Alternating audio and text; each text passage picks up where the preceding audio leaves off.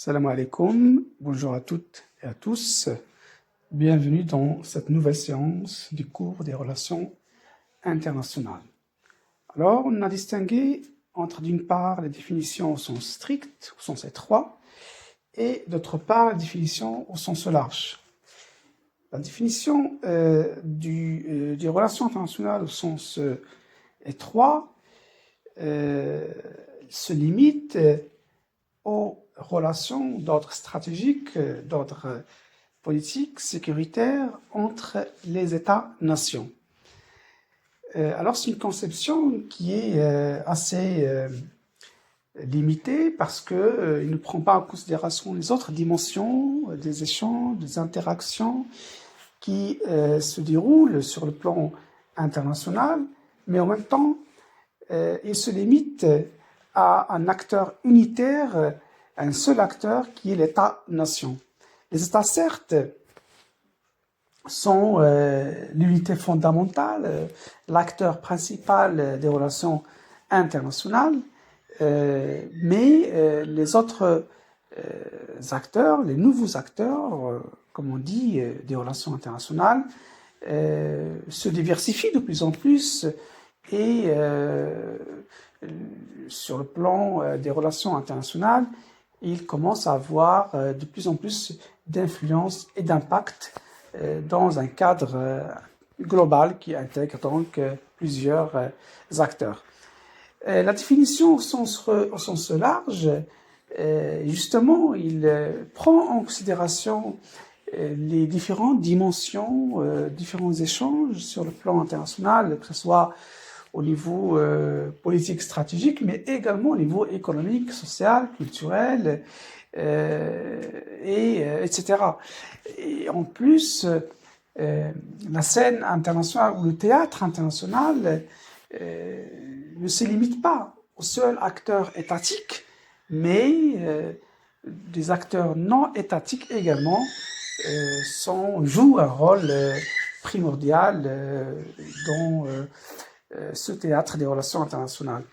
Alors voilà, on a deux types de définitions et le choix de définition n'est pas en soi neutre parce que selon la vision théorique, selon la conception, comment on regarde le monde, on choisit l'une ou l'autre définition. Alors, d'un point de vue libéral, d'un point de vue cosmopolite, c'est la définition étroite qui est privilégiée parce que on met l'accent sur la multiplication d'acteurs, sur les différentes dimensions d'échange et d'interaction, sur le commerce international, sur les relations économiques, alors que si on choisit une définition étroite, alors on est plutôt adepte d'une vision qui est centrée sur l'État, d'abord, centrée sur l'État. Les relations internationales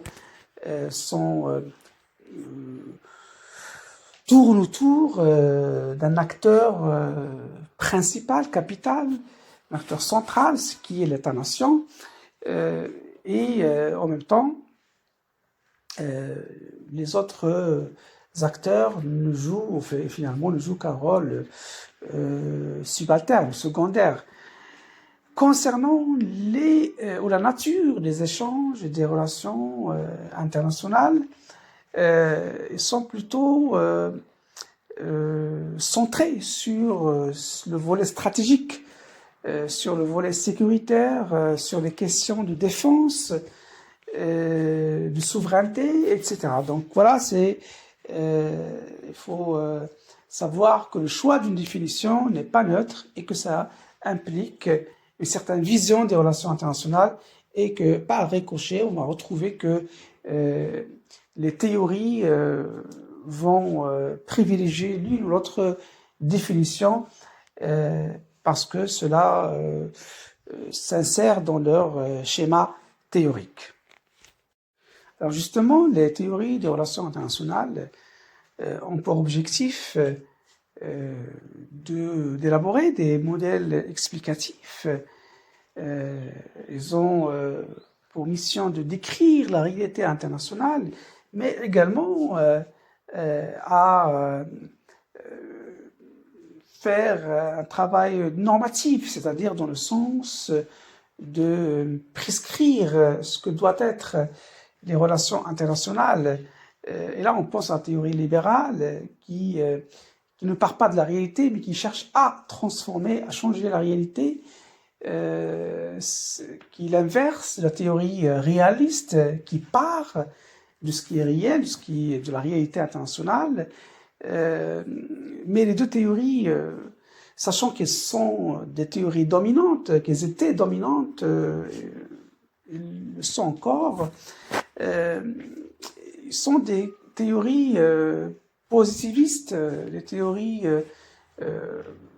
qui cherchent à résoudre les problèmes et non pas à opérer une transformation du statu quo. Et à l'opposé, on a les théories critiques, les théories post-positivistes qui ont un accent critique des concepts, des théories dominantes et qui cherchent donc à opérer quelques changements sur le système international et à intégrer plusieurs variables qui ne sont pas prises en considération par les théories dominantes. Alors on va voir qu'une théorie n'est jamais neutre, parce que la théorie elle reflète une certaine vision du monde. La théorie ne cherche pas toujours à décrire la réalité d'un point de vue objectif. Si les théories ils ont comme point commun la recherche de modèles d'explication des relations internationales, des interactions internationales, et évidemment d'évoluer pour prendre en considération les changements qui s'opèrent dans le système international. Il y a quelques différences, même il y a pas mal de différences entre les théories considérées comme positivistes, comme la théorie libérale et la théorie réaliste, qui se vantent d'un certain scientificité plutôt, d'une certaine scientificité pour parvenir à des résultats, des conclusions qui permettent d'expliquer les tendances lourdes des relations internationales.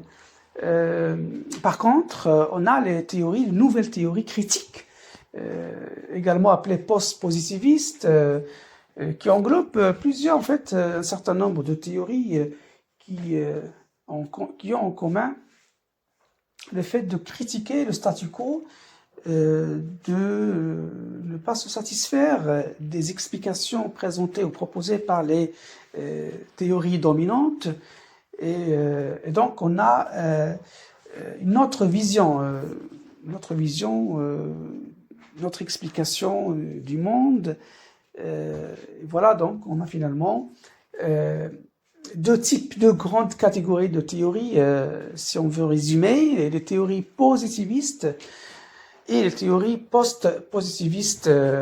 On peut y inclure dans cette deuxième catégorie, la théorie constructiviste, la théorie critique, néo-marxiste, la théorie féministe, la théorie post-moderne. Donc tout ça, on va le voir au fur et à mesure du développement de ce cours.